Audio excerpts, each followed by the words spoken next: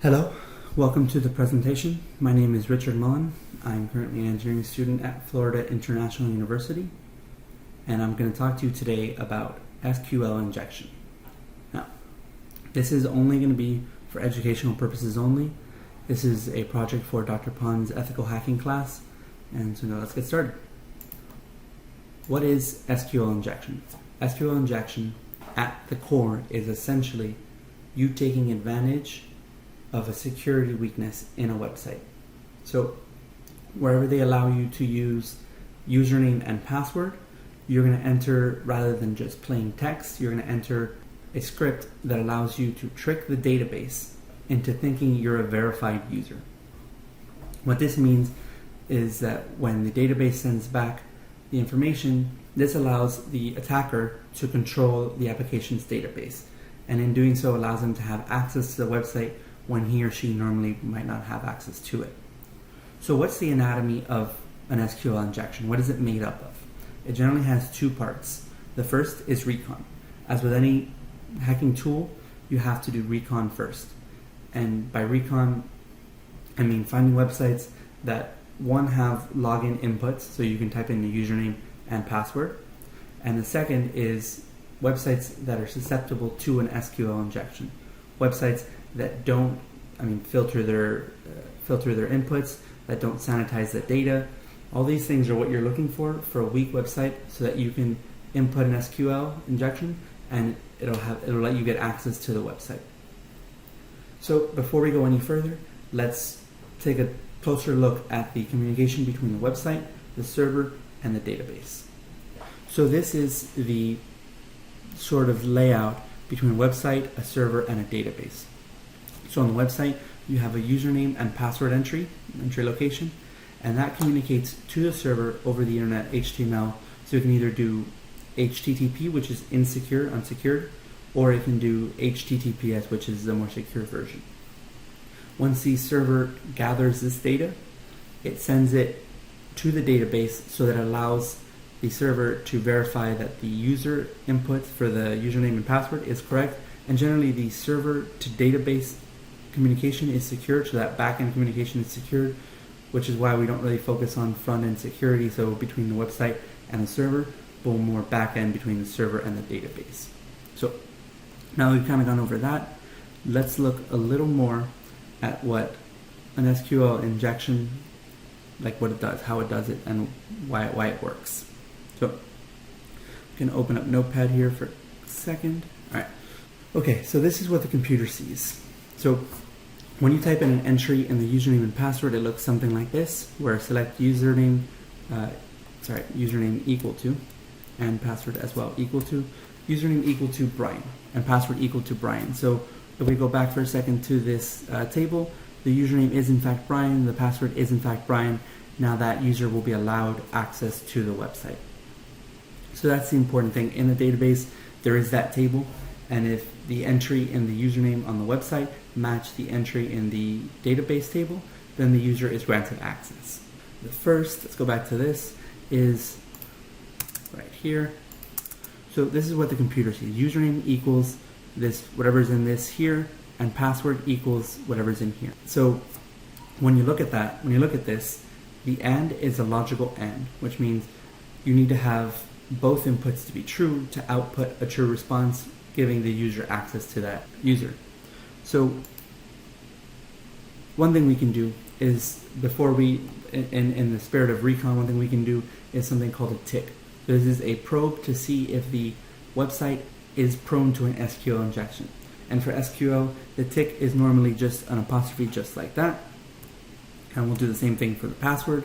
So when we enter our tick in the username and password, it's going to look something like this. Now, the computer and the database don't really know what to do with this, so they kind of send back an error, and that error is sent from the database to the server, and the server sends it to the web application. So when you're on a website that is prone to an SQL injection will show database error, meaning that it didn't understand what you were sending in. So, and that this is one of the points that we're going to talk to later about defenses against SQL injection. You try and hide that response. So we can look at a specific SQL injection, and we'll go through it and see why it works the way it does. So the way it's laid out is apostrophe or apostrophe equals. All right. So you type that both into the username and the password. Apostrophe equals. All right. And so we'll post that in here so we can take a look at it. All right. So username equals this. All right. So let's dissect it first. So we're gonna space this up so we don't get confused with that. So basically, this is all the username. So username equals this. Now this obviously isn't true because this is basically saying the username is equal to an empty response. So there's not going to be in the table. There won't be an entry that basically has nothing. So this will be false. Right? So that's what we have. That's what we have at the get-go. Right? And now we're going to have or.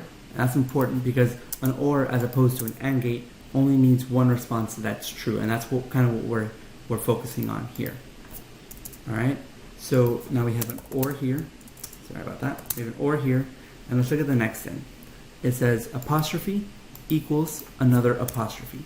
Now, I mean, that's good. That means that this statement is true. So we have one statement here that username equals this, that's false, or this statement which is true. So we have a true here. So what this means is that the computer is saying for the username, it's false or true. Now, remember, an OR gate only needs one input to be true, so that output is true. And then we'll go a little further on in, and we have an AND gate here. We have an and then the very same thing for the password. So the password equals an empty username, an empty password, and that's obviously not going to be true because you won't have an entry in the table that's just empty. So when we get there is a false. Now we have once again another or, and then the same thing, we have an apostrophe equaling another apostrophe. Now that's a true statement. So you'll get a true here. So once again, you'll have a true. So this becomes a true statement, which leads to here. Now we have the and that follows down, and the true statement from these. So without typing in the correct password, we tricked the database with this SQL injection, SQL query, into giving us a true response. I mean, without knowing anything about the users, without knowing anything about the website really, other than what kind of language it uses to code these SQL queries, we got in. So because you didn't type in an actual user's info, an actual username and password, you're just going to get in as the first user entry. So when the person who designed the website designs it, he builds this database table, and he generally puts the first slot for him or her. So when they're designing the website, they put themselves first, and they put all the users after. So everybody in the company that works here that needs to log in, they can log in after. He also generally puts him as the admin. And what that means is generally when you use an SQL injection, and you do it right, and you do it well, and you get into the website, you're now an admin user.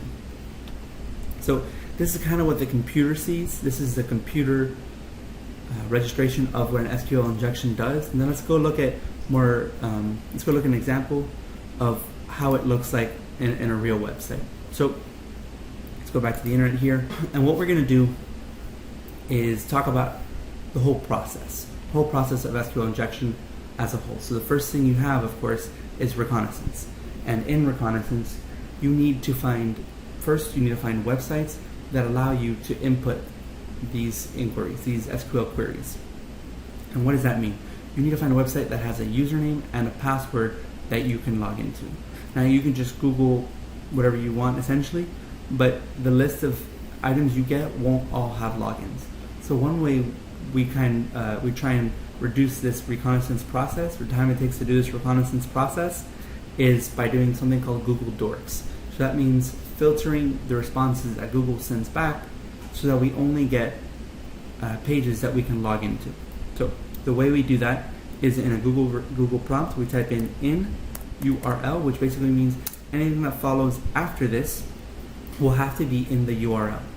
So if we type in login, anything that it pops up will have to have a login page. So we hit enter, and you'll see all of these have login. This is an admin login. This is the login authentication for stock brokerage company. These are all things that we want to see. We don't want to go through the entire internet. we want to go through the things that we want to see. So let's try this page here. All right, so first we'll type in Brian, which I'm fairly certain won't work. So Brian, and it doesn't. It says please enter correct username and password. So that's what it'll look like when it doesn't work. So if we type in our tick, we type in apostrophe there and apostrophe there, we see the same thing. So basically this means that this website is not susceptible to an SQL injection. So basically we stop here. But I want to show you what it looks like when it does work. And so I'm going to go to a website that was designed by ethical hackers to allow people to test SQL injections. So here we go into sign in, right? And so we're going to try our tick. Well, let's try Brian. So this is what it should look like, right? And so login failed. The username was not found in our system, specifically in that table. Please try again. All right. So let's try our tick. See if it works here. All right. Apostrophe there in the username and apostrophe in the password. All right. So this is what you'll see, or something like this, if it doesn't work. You'll see an internal server error. This means that the database sent back an error to the server, and it sent that back to the website. And this tells the hacker that this is the website that is susceptible to SQL injection. So now we know that. We can go back into the sign-in page and type in the same thing we had before. So we have apostrophe or apostrophe equals. Okay? And so now we know the logic behind that, and we'll see if it works in this website. All right, we typed the same thing in for username and password. Login, hello admin user. So it worked. So now we're in the website. Now we have access to all the things an admin user would on this website. We can view the account summary. A couple things we can do there. And if this was a real bank, you would have more access to the website. But here, I mean, there's nothing because it's a dummy website. You can view recent transactions. There are no recent transactions. But these are all things that you can do once you have successfully broken into a website with SQL injection. So let's look now at different things that you can do once you're in a website. This is one example, but let's look at a couple different, let's go back to the PowerPoint, let's look at a couple different things. Right? So first and foremost, you can control app behavior. Right? So anything that the app does or looks like, you have access to, especially if you're an admin on that page, on that website. Generally, pages that have SQL queries have information on them that needs to be secured. So for instance, banks, or if you need to log in to a secure server at a law firm, these are all things that has unauthorized data. And when you enter through SQL injection, you're entering and you're getting access to that unauthorized data. So the last thing you can do is alter data that's in the database. So because you have access to the website, you can not only control the app, but you can control what information is stored in their database. So for instance, you can change passwords, you can do all these things that are stored in the database that you wouldn't have access to before, and perhaps can give you a backdoor back into that website. So if you change the username and password for a specific user, you can go back with that new username and password that you set up. All right. So now this is what the attacker can access. Let's look now at more how to defend against SQL injections. So we talked earlier about hiding the response that the database sends back. That's obviously the first thing you're going to want to do. You're going to want to make sure that the user, the attacker, has as little information about your website as possible. So suppressing error messages that come up is the first and most important thing you need to do. So the next thing we want to focus on is filtering the responses that the user puts in the SQL query. So data sanitization and making sure that there are no allowed apostrophes in is crucial, because that'll actually stop some SQL injections from happening. So for instance, if you put a slash before every apostrophe, then that means it'll just see the rest as text rather than a command, and nothing will happen. I mean, it'll just say that it's the wrong user, that user isn't found in the table, and you're good. But you don't want to send back a server error. So filtering the responses that get sent in is a crucial part of defending against SQL injections. The next thing we're going to talk about is applying patches. I mean, this is just common sense when you're designing and building a website. You want to constantly be making sure that your website is the most secure it can be. So this is SQL injection. I hope you enjoyed my presentation. I hope you got a little more understanding about how SQL injections happen, how they work, why they work, and how to defend against them. Thank you very much. Have a wonderful day.